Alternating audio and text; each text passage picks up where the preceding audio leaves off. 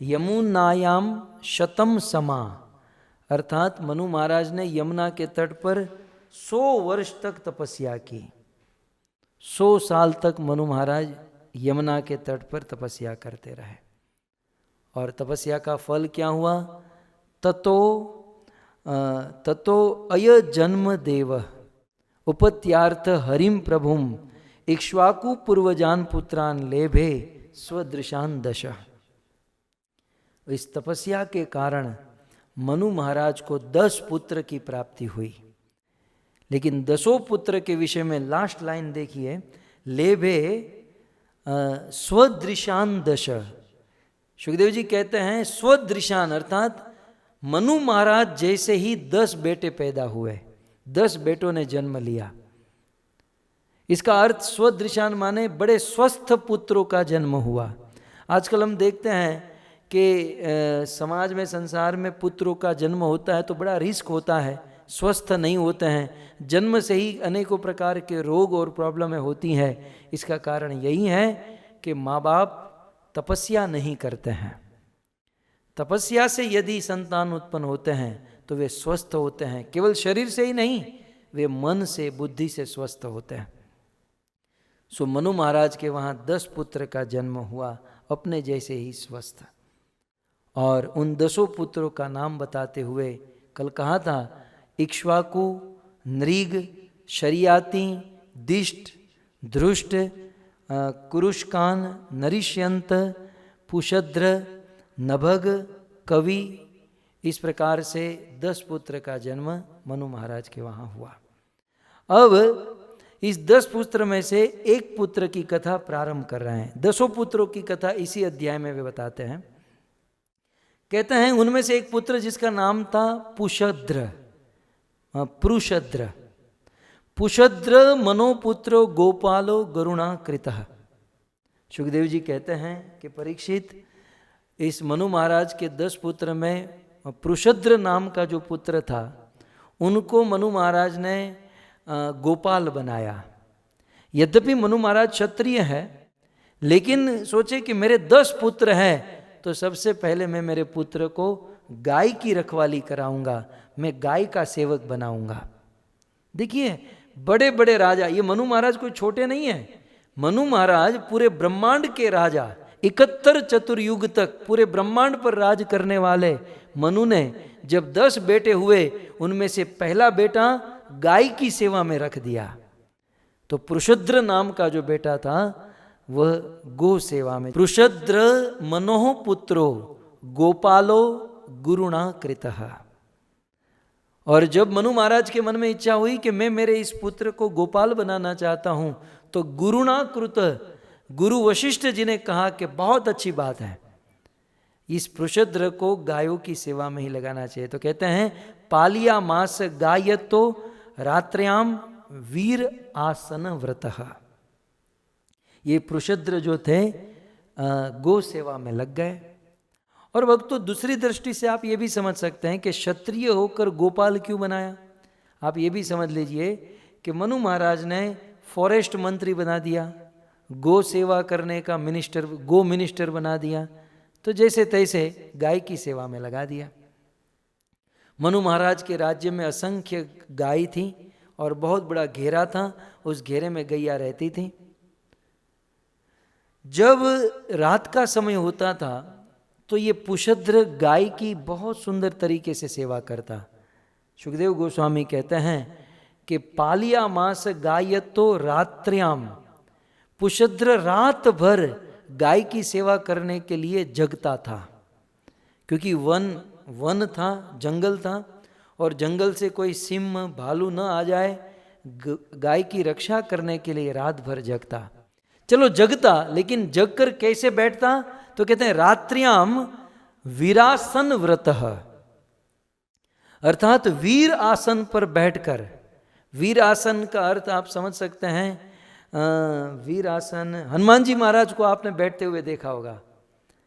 बिल्कुल ऐसे बैठ नहीं जाते हमारी तरह, बिल्कुल आधे बैठते हैं, आधी पोजीशन में। जब आप मैराथन रेस होती है तो रेस के समय 1 2 3 बोल के कैसे आधे ऐसे खड़े होते हैं, ऐसा आधे खड़े होते हैं, इसे वीर आसन कहते हैं। बिल्कुल वीर आसन में, ऐसा आसन जिसमें निद्रा न आए और मान लो कोई अचानक कोई भनक हो तो तुरंत खड़े होकर दौड़ने लगे, हाथ में धनुष बाण लेकर, तलवार लेकर वीर आसन में बैठकर रात भर वे जगे हुए थे। अब एक समय की बात, एक घटना घटी, और वह घटना क्या थी? एकदा प्राविशद गोष्ठम शार्दुलो निशि वर्षति। एक बार रात का समय था और उस गोवंश में, उस गौशाला में एक बहुत बड़ा बाघ उस गोवंश के अंदर प्रवेश कर गया। शार्दुल कहते हैं कि मंद मंद वर्षा हो रही थी और अमावस्या की रात थी, बिल्कुल अंधेरी रात थी, कुछ दिखाई नहीं दे रहा था। और उसी समय एक बाघ उस गौशाला में आया। शयाना गाव उत्थाय, वे गाय शयाना माने सोई हुई थी, लेकिन जैसे ही बाघ आया तो उत्थाय, सारी गाय खड़ी हो गई और दौड़ने लगी। और भीतास्था ब्रभुव व्रजे, वह गाय उस गोष्ठ में, उस गौशाला में यहां वहां दौड़ने लगी। एकाम जग्राह बलवान सा चक्रोश भयातुरा, तस्यातु क्रंदितम श्रुत्वा पुषद्रो अनुससारह। और वह बाघ उस अनेकों गायों के बीच में जाकर एक गाय को पकड़ लिया। सुखदेव गोस्वामी कहते हैं कि वह गाय वत्सला नहीं थी, वह कुंवारी गाय थी। उस गाय को इसने पकड़ लिया, न बछड़ा न गाय, बिल्कुल कुंवारी गाय थी। उस गाय को इस बाघ ने पकड़ लिया और वह गाय क्रंदन करने लगी। जैसे ही क्रंदन करने लगी तो खगम आदाय तरसा, ये तो वीर मुद्रा में बैठे थे पृषद्र, मनु के पुत्र पुषद्र वीर मुद्रा में बैठे थे, वो खड़े हो गए और जहां से गाय की आवाज आ रही थी वे दौड़ने लगे। और प्रलीनो डुगणे निशि अजान्न छिंद नोदत ब्रुभो शीर शार्दुल शंकया। अब पुरुषद्र जहां से आवाज आ रही थी वहां दौड़ने लगे, खोजने लगे। सुखदेव जी कहते हैं चंद्रमा छोड़ो, तारा भी नहीं दिखाई दे रहे थे, न आकाश में तारा है न चंद्रमा, लाइट का तो कोई प्रश्न नहीं है, अंधेरा था और अंधेरे में आवाज आ रही थी और वो गाय रो रही थी, क्रंदन कर रही थी। पुषद्र गए और दूर से अपनी तलवार फेंकी। तो जैसे ही तलवार फेंकी तो तलवार जैसे ही उस बाघ के पास आई, बाघ ने अपना मुंह ऐसा थोड़ा सा ऐसे कर लिया तो वो तलवार बाघ के कान को काट कर उस गाय के मस्तक को काट दिया। बेचारे पुषद्र ने तलवार चलाई थी बाघ को मारने के लिए, लेकिन बाघ के बदले वह गाय मर गई। बाघ का कान कटा और गाय का मस्तक कट गया और उस कान से खून निकलने लगा और बाघ भयभीत हुआ और वह बाघ वहाँ से उस स्थान को छोड़कर चला गया। पुषद्र को लगा कि मेरे तलवार के वार से वो बाघ मर गया है, इसलिए अब गाय जो है निश्चिंत है, क्योंकि अंधेरा इतना था देखने में असमर्थ थे। लेकिन जब सुबह उजाला हुआ, जब सूर्यदेव आकाश में आए और पुषद्र ने जब जाकर देखा तो बड़े दुखी हो गए कि ये तो मुझसे बहुत बड़ा अनर्थ हो गया। मैं चला था गाय को बचाने के लिए, लेकिन मेरे हाथ से गाय की मृत्यु हो गई। मन्यमानो हतम व्याध्र पृषद्र पर वीरहा, अपने आप को अपराधी मानने लगे और अपराधी मानकर अपने घर पर राज्य में वापस गए और अपने गुरु वशिष्ठ जी को ये सारी बात बताई। जब वशिष्ठ जी को ये पता चला तो तम शशाप कुलाचार्य, वशिष्ठ जी ने पुषग्र को श्राप दे दिया। तो कुलाचार्य वशिष्ठ जी ने शशाप देते हुए कहा, कृत आगस कामत न शत्र बंधु, तुमने गाय को मारा है, गाय को मारने के कारण न शत्र बंधु, तुम क्षत्रिय तो छोड़ो, क्षत्रियों में अधम मतलब गिरे हुए क्षत्रिय बनने के भी योग्य नहीं हो। तो न शत्र बंधु न शूद्रत्वम, पुषद्र तुम शूद्र बनने के लिए भी योग्य नहीं हो। और कर्मणा भविता मुना, तुमने ऐसा कर्म किया है। भक्तों, ये केवल पुषद्र के लिए नहीं, पुषद्र तो बहुत बड़ा गाय का सेवक था, ये पूरे मानव समाज के लिए गुरु वशिष्ठ जी कह रहे हैं कि जो गाय का वध करता है वह न क्षत्रिय है, वह शूद्र भी नहीं है, वह इस चारों कोटि से भी गिरा गुजरा है जो गाय का वध करता है। और यह कहकर एवं शप्तस्तु गरुणा प्रत्यगृहान कृतांजलि, यद्यपि पृषद्र का कोई अपराध नहीं था, लेकिन गुरु जी के ने जब श्राप दिया तो दोनों हाथ जोड़कर उस श्राप को शिरोधार्य कर लिया। सुखदेव जी कहते हैं कि पुषद्र चाहते तो वशिष्ठ जी को श्राप दे सकते थे, क्योंकि गाय की सेवा की है, वो सर्वसमर्थ हो चुके थे, वशिष्ठ जी को श्राप दे सकते थे, लेकिन प्रति अगृहात कृतांजलि, लेकिन वशिष्ठ जी के बोलने पर ये कुछ नहीं बोला। दुनिया में होता है ना कि कोई आदमी जब श्राप देता है, क्रोध करता है, तो उसके सामने कुछ न बोले, लेकिन उसके पीछे बबड़ते रहते हैं, उसके पीछे चिल्लाते रहते हैं। यहाँ पुषद्र ने ऐसा कुछ नहीं किया, अपने दिल से उस श्राप को स्वीकार कर लिया। अधारयत व्रतम वीर ऊर्ध्वरेता मुनि प्रिय। और गुरु जी का श्राप लेकर पुषद्र अपने राज्य को छोड़कर वन में चला गया, और वन में जाकर क्या किया, मुनि प्रिय, बड़े बड़े मुनियों को प्रिय ऐसा ब्रह्मचर्य व्रत धारण कर लिया। अब रहस्य की बात मैं आपको बताऊं कि वशिष्ठ जी ने पुषद्र को जो श्राप दिया वो श्राप नहीं था, वो वरदान था। वशिष्ठ जी तो भगवान के अंश से उनका जन्म हुआ, वे जानते थे कि पुषद्र ने गौ माता की सेवा की है, और गौ माता की सेवा करने के कारण इसी जन्म में उसे वैकुंठ भगवत धाम मिलना चाहिए। कहीं मैं श्राप न दूं और कहीं ये राज कारोबार में फंस जाएगा, ये संसार की मोह माया में कहीं फंस जाएगा, इससे अच्छा है मैं श्राप देकर इसे संसार से मुक्त करा दूं। तो ये वरदान था, और श्राप रूपी वरदान को लेकर ये वन में चले गए और मुनि प्रिय व्रत धारण किए, माने ब्रह्मचर्य व्रत का पालन किए। भक्तों, बड़े बड़े मुनियों का ये प्रिय व्रत होता है ब्रह्मचर्य व्रत, और भोगियों का प्रिय व्रत होता है ब्रह्मचर्य को खंडित करना। जैसे तैसे भी ब्रह्मचर्य को खंडित करना ये भोगियों का टारगेट होता है, इच्छा होती है, लेकिन जो मुनि होते हैं वे ब्रह्मचर्य व्रत को धारण करते हैं। यदि हमें भी ब्रह्मचर्य व्रत को धारण करना है तो इसके लिए सबसे मुख्य बात होती है अपनी जीवा को कंट्रोल करना। जिसकी जीवा कंट्रोल में है वही ब्रह्मचर्य व्रत का पालन कर सकता है। जीवहार लालसा इति उति धाय, शिष्णोदर पारायण कृष्ण नाही पाए। वो कभी अपनी इंद्रियों को वश में नहीं कर सकता, भगवान को प्राप्त नहीं कर सकता। तो मुनियों को प्रिय ऐसे व्रत को प्राप्त किया। और इस श्लोक में सुखदेव जी कहते हैं अधारयत व्रतम वीर, ये पुषद्र जो है वो वीर है। भक्तों, भागवत में वीर उसी को कहा गया जो अखाड़े में जाकर बॉडी बना लेता है, शरीर वरीर बना लेता है, वो वीर नहीं है। जिसके पास सैन्य दल होता है, बहुत अस्त्र शस्त्र होते, वो वीर नहीं है। यहाँ पर कहते हैं मुनि व्रत, जो मुनियों का व्रत धारण करते हैं, ब्रह्मचर्य व्रत धारण करने वाला वास्तविक वीर माना जाता है। वो असली वीर है जो ब्रह्मचर्य व्रत का पालन करता है। तो ऐसे वीर पुषग्र जीवन के सबसे बड़े लक्ष्य में, मनुष्य जीवन का सबसे बड़ा गोल, सबसे बड़े लक्ष्य में पुषद्र लग गए।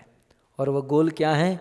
वासुदेवे भगवती सर्वात्मनि परे मलय। बहुत सुंदर श्लोक है, मैं आपके बीच में प्रस्तुत करूं। क्या करने लगे पुषग्र?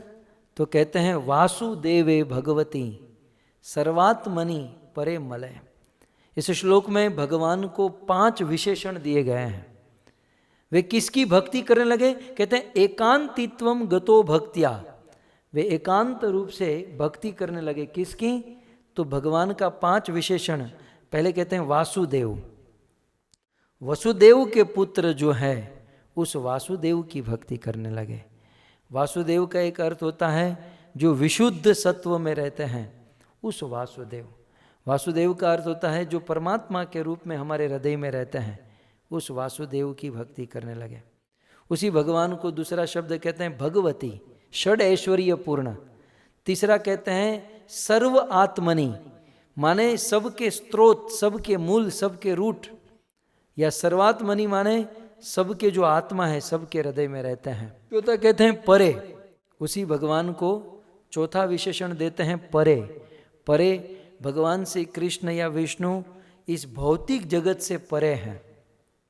वे कृष्ण, वे भगवान विष्णु इस भौतिक संसार में आते हैं, लेकिन वो परे, भौतिक संसार के नियमों से वो परे रहते हैं। वो से बिल्कुल, जैसे कमल पानी में रहता है, कीचड़ में रहता है, लेकिन वो कीचड़ से प्रभावित नहीं होता, वैसे भगवान इस दुनिया में आते हैं, लेकिन इस दुनिया से पूर्ण रूप से परे रहते हैं, असंग रहते हैं। और भगवान का पांचवा संबोधन देते हैं अमलय।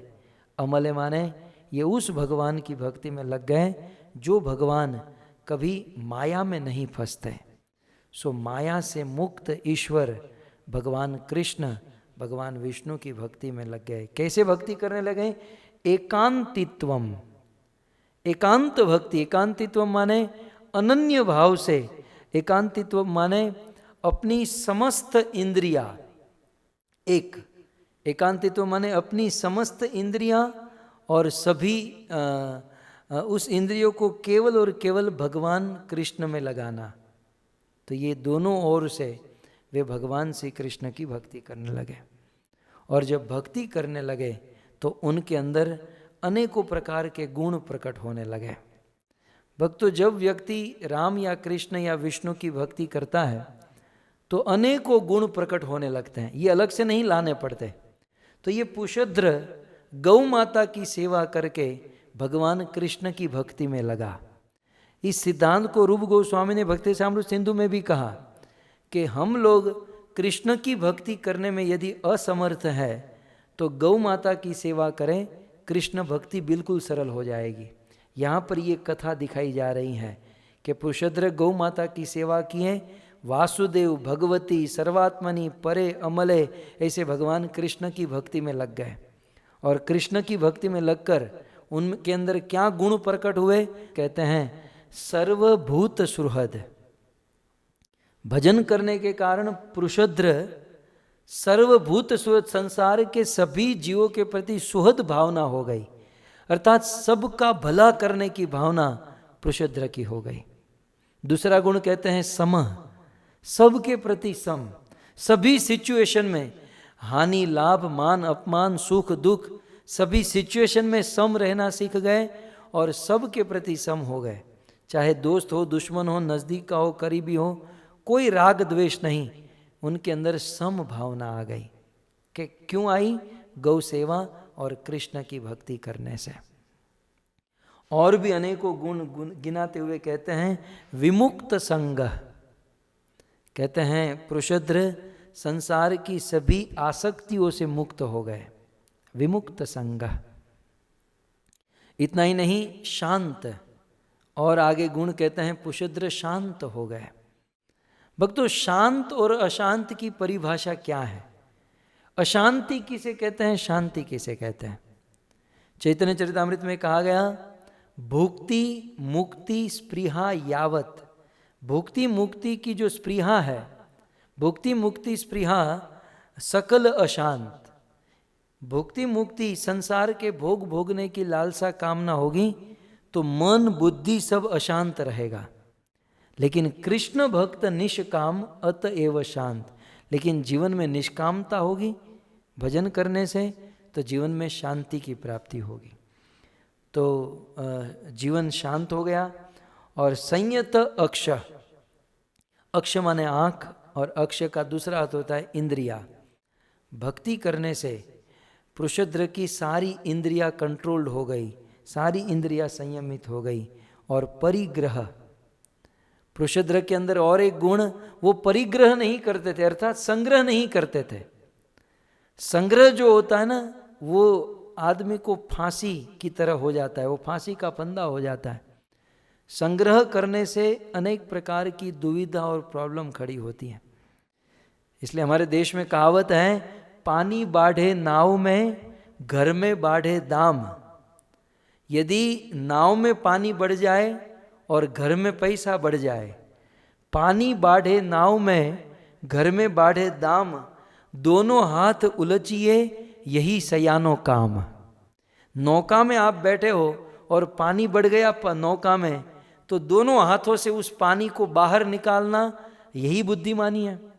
ठीक उसी प्रकार घर में रहकर यदि धन संपत्ति संग्रह हो गया तो दोनों हाथ से दान करना, परमार्थ करना, यही बुद्धिमानी है, यही सयानो काम। तो पुशुद्र के अंदर ये गुण आया, अपरिग्रह करने लगे। और फिर कहते हैं यदि चये उपपन्ने न, वे कैसे जीवन जीते थे, तो वे किसी वस्तु के लिए विशेष मेहनत नहीं करते थे। देव से, भाग्य से, कर्म से उसे जो भी मिल जाता था उसे ग्रहण करके उसी वस्तु में वे प्रसन्न रहते। तो इस प्रकार पुरुषोद्र के अंदर भजन करने से गुण बढ़ते गए। और आगे गुण बताते हुए सुखदेव जी कहते हैं आत्मयन आत्मानम, अपने आत्मा में चित्त को लगाकर, अर्थात पुरुषोद्र ने अपना चित्त, अपना मन आत्मा में लगाया, साथ ही साथ परमात्मा में लगाया। और अपना चित्त, अपना मन आत्मा और परमात्मा में लगाया तो कहते हैं ज्ञान तृप्त। बहुत सुंदर बात यहाँ पर कहते हैं ज्ञान तृप्त समाहितः। अंत में कहते हैं पुरुषोद्र ज्ञान से तृप्त हो गए। भक्तों, हमारे जीवन में तृप्ति होना, संतुष्टि होना बहुत आवश्यक है। इस दुनिया में संतुष्टि, सेटिस्फैक्शन नहीं होने के कारण लोग अशांत हैं।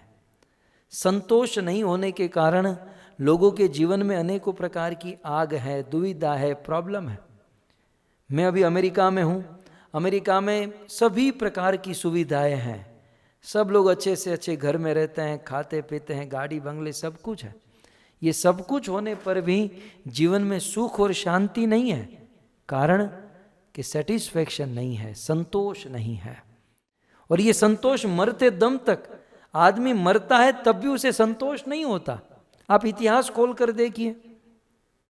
महाराज ययाति ने अपना अनुभव बताया कि किसी एक व्यक्ति को संसार की सारी संपत्ति दे दो, सारे भोजन सामग्री दे दो, सारा खजाना दे दो, लेकिन यदि संतोष नहीं है तो वह कभी सुखी नहीं हो सकता। सुख जो है वह संतोष में है, वो सेटिस्फैक्शन में है। लेकिन ये संतोष मिले कैसे? ये संतोष कोई ऐसी वस्तु नहीं है किसी कोई दुकान में जाकर इसको खरीद कर लाए।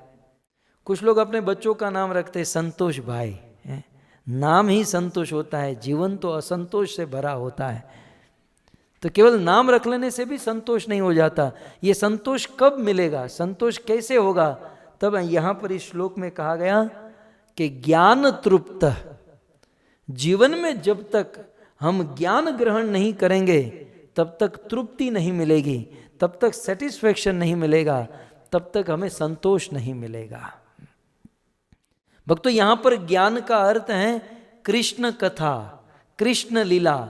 जीवन में हम कुछ भी करें, बड़ी बड़ी हायर फैसिलिटी का उपभोग करें, चाहे हमें कुछ भी मिल जाए, लेकिन याद रहे जब तक ज्ञान नहीं मिलेगा, जब तक भगवत कथा, भगवत कीर्तन नहीं करेंगे, तब तक वास्तविक सेटिस्फैक्शन नहीं मिलेगा, वास्तविक संतोष नहीं मिलेगा। इसलिए यहाँ पर ये बहुत बड़ी बात सुखदेव गोस्वामी कहते हैं कि आत्मनि आत्मानम आधाय लेकिन ज्ञान तृप्त समाहित। पुरुषोद्र जो थे ज्ञान अंततः ज्ञान से वे संतोषी हुए, ज्ञान से तृप्त हुए।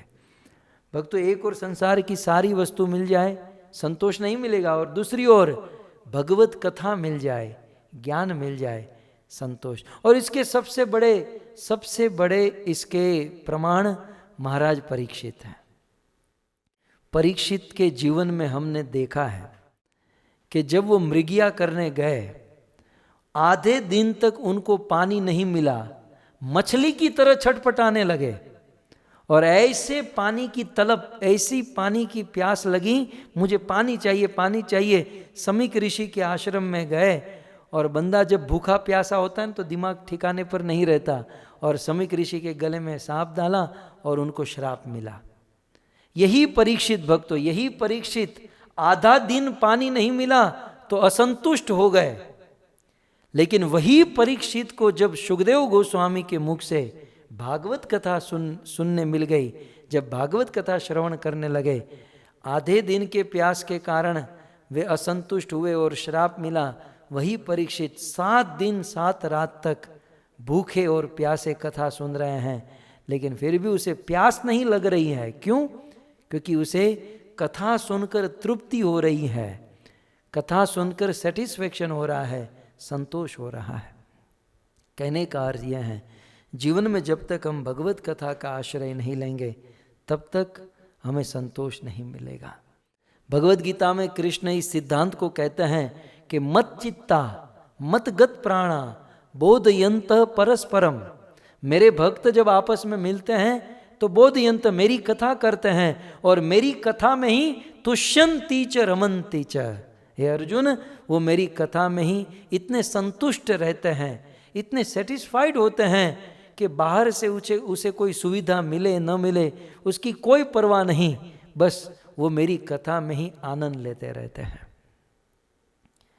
भक्तों, भागवत में भी जब रामायण में गरुड़ जी को जब राम कथा सुनाई, तब गरुड़ जी काकभूषण जी से कहते हैं कि पायो परम विश्राम। मैंने कथा सुनकर परम विश्राम का अनुभव किया, परम सुख आनंद का अनुभव किया।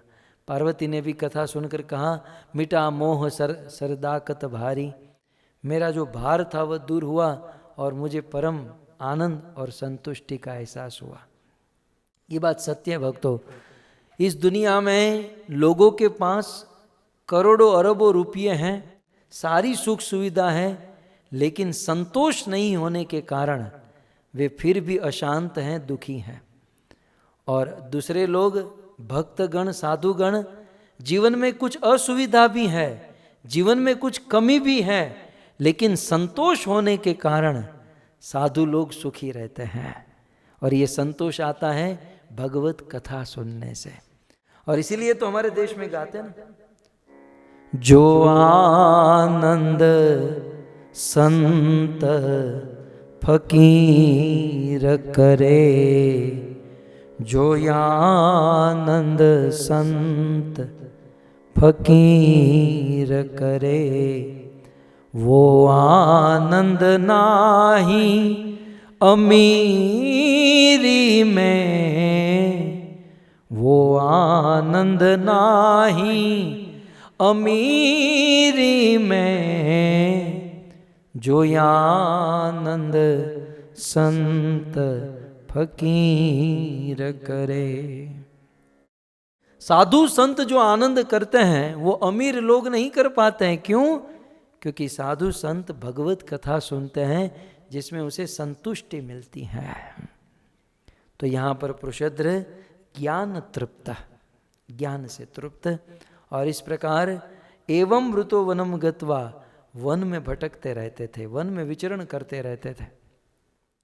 और फिर एक दिन उस वन में दावा अग्नि लगी तो पुरुषोत्तम ने देखा कि अब मैं बूढ़ा हो चुका हूँ, मैं बूढ़ा हो चुका हूँ और इन्होंने देखा कि मेरा कोई परिवार है नहीं, मुझे कोई दाह संस्कार करने वाला है नहीं। तो पुरुषोत्तम स्वयं ही उस दावा अग्नि में प्रवेश कर गए और अपने देखते देखते शरीर जल। ये आत्महत्या नहीं थी भक्तों, ये नेचुरल डेथ थी। ये चाहते थे कि कोई मुझे दाह संस्कार दे, उससे अच्छा है कि मैं ही अपने आप को दाह संस्कार दे दूं। और सुखदेव गोस्वामी कहते हैं कि शरीर जल रहा था लेकिन तनिक भी पुरुषोत्तम को कष्ट नहीं हो रहा था, क्योंकि वे शरीर की आसक्ति, शरीर के अटैचमेंट से पूर्ण मुक्त हो चुके थे। मानो एग्जाम्पल, कोई व्यक्ति अपना कोट निकाल दे, अपना कुर्ता कोट निकाल दे और फिर वो कोट जल रहा हो, इस व्यक्ति को कोई प्रॉब्लम नहीं होती है। वैसे अपने शरीर में रहकर भी शरीर से मुक्त हो चुके थे। और हमारे शरीर से कोई कोट मुक्त हो जाए और फिर वो जल जाए तो हमें कोई असर नहीं होती। वैसे शरीर जलने पर पुरुषोत्तम को कोई असर नहीं हुई। और इस प्रकार उन्होंने अपने शरीर को त्याग कर भगवान का आश्रय ग्रहण कर लिया, भगवान के धाम वैकुंठ को प्राप्त हो गए। तो सुखदेव गोस्वामी कहते हैं कि महाराज मनु के 10 पुत्र, उनमें से एक जिसका नाम था पुषद्र, वे गौ माता की सेवा में लगाए, सेवा करके कृष्ण भक्ति मिली और उसी जन्म में उन्होंने भगवान की प्राप्ति कर ली।